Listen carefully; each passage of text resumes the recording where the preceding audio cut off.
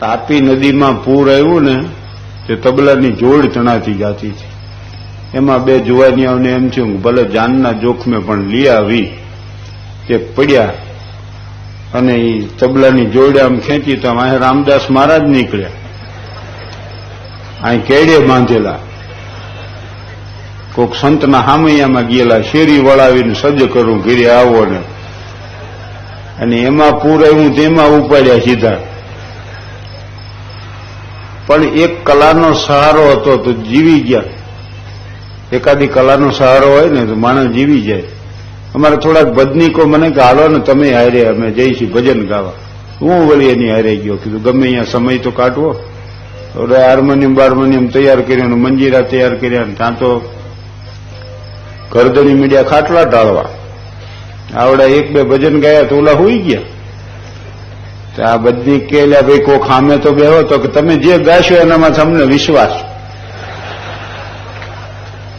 એક દરબારની ડેલીમાં દાખલ થાવ ને એટલે યુરોપિયન એક બેઠો અહીંયા, અને યુરોપિયન પાછો ગુજરાતી બોલે. જીવલા મહેમાન આવ્યા, ચા બનાવો, રોટલા બનાવો, એવું ગુજરાતી બોલે. કોઈક મહેમાન આવે એટલે કે મહેમાન આવ્યા, આવો આવો, રામ રામ. ઓલા કે આ યુરોપિયન ને આને ગુજરાતી આવડે છે ને, તો કે આ મૂળ કુંવરને અંગ્રેજી શીખવા હાટુ સાહેબને રાખ્યા હતા. કે કુંવરને અંગ્રેજી ન ફાવ્યું ને સાહેબને ગુજરાતી ફાવી ગયું.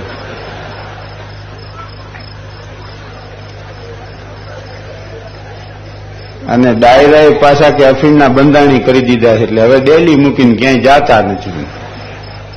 અને ભાઈ બંધાણનું તો એવું છે, ઓલી ખોખરી ખરલ દરબાર હોય, આમ અફીણ ઘૂંટી ઘૂંટીને ખોખરી થઈ ગયેલી, તે નાખી દીધી બારીમાંથી બહાર.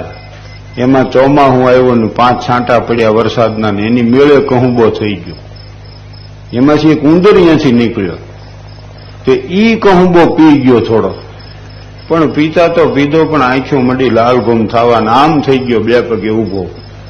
હું શું ફરક ફરક ને 2-3 થપાટો મારીને કે ક્યાં ગયા એની માના મીંદડાઓ.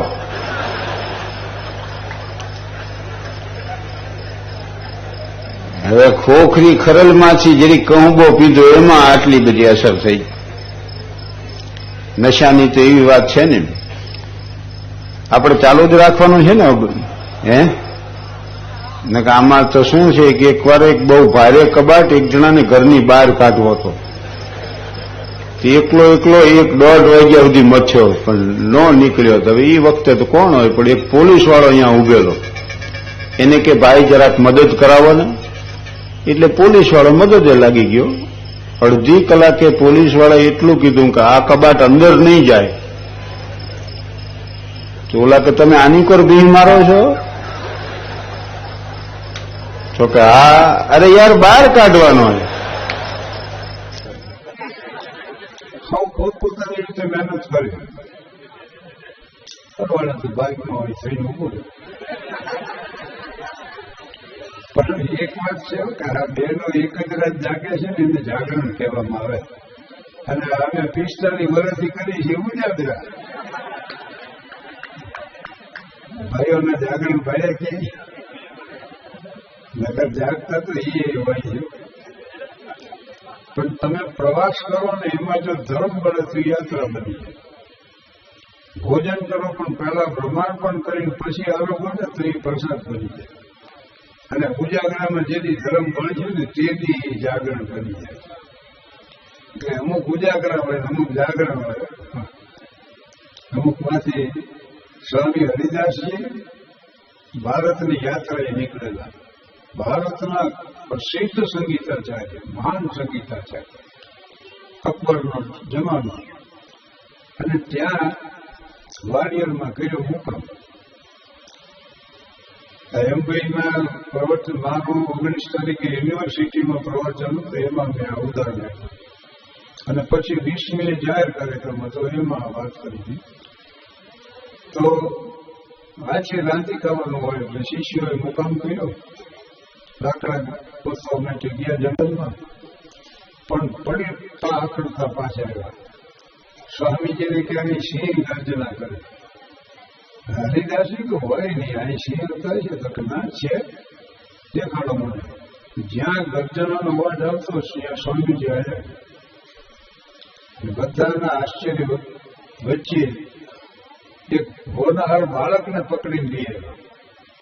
એવો નિર્દોષ મજાનો પણ સલામતી એવો સિંહની ગર્જના કરી બીવડાવ્યો હતો. હરિદાસજી ખુશ થઈ ગયા અને બે આવ્યો. બોલે શું શું તમે આવડે? પાઠશાળામાં શ્લોકો એવું હોય ને પ્રાર્થના એને ગાઈને કાઢી. પક્ષી પ્રાણીઓના જે અવાજ સાંભળ્યા હતા એની નકલ કરી ગઈ. કોનો દીકરો મકરંદ પાંડવ, તારા પિતા પાસે લઈ ગયા. એ ખુશ થઈ ગયા. હરિદાસજી સ્વામી જેવા આપણે ત્યાં પધારો કરે, થાકતા સ્વાગતા કરી. સ્વામીજી એટલું જ કીધું, આ બાળકોમાં ભારતના શ્રેષ્ઠ સંગીતકાર થવાની સંભાવના છે, મને એ સુપ્રત કરી છે. અને પિતા એ જમાનામાં છે ને એ આ મહત્વ આપણે નાનકડો રામતનુ એનું નામ હતું. રામતનુ હતું તો તોફાની, પણ એની કપડાની ઝીણકી પોટલી બાંધી અને વિદાય ઘડી આવી. મા બાપને પગે વાગ્યો ત્યાં રોયા બધા અને એને વિદાય લીધી. એ આ રામતનુ એ મિયા તાનસેન. તાનસેનનું નામ તમે આપ્યું ને તે એક મુસ્લિમ યુવતી લગ્ન કર્યા અને પછી મુસ્લિમ ધર્મ અંગીકાર કર્યો એટલે તાનસેન, મિયા તાનસેન એની આ વાત છે. પુરિયા ધનાશ્રી નામનો રાગ શાસ્ત્રીય સંગીતના ગુરુ, અને એ રજૂઆત કરે, શિષ્યને શીખવતા. પણ ઓલો ગાય હતો નહીં. એક નાનકડી દીકરી આવી અહીંયા, એની બેનને રમતતી હતી એટલે ત્યાંથી આવી. એને બરાબર નિરીક્ષણ કર્યું અને ત્યાં જેમ કે એમ ન ગવાયો આમ ગવાય એમ કરીને એને ગાઈ દેખાય. પણ પૂર્વને જમકારો થયો કે તાલીમ તો આને આપ્યા જેવી. દીકરીની તાલીમ શરૂ થઈ. એ દીકરીનું નામ લતા મંગેશકર ને ગુરુનું નામ દીનાનાથ મંગેશકર.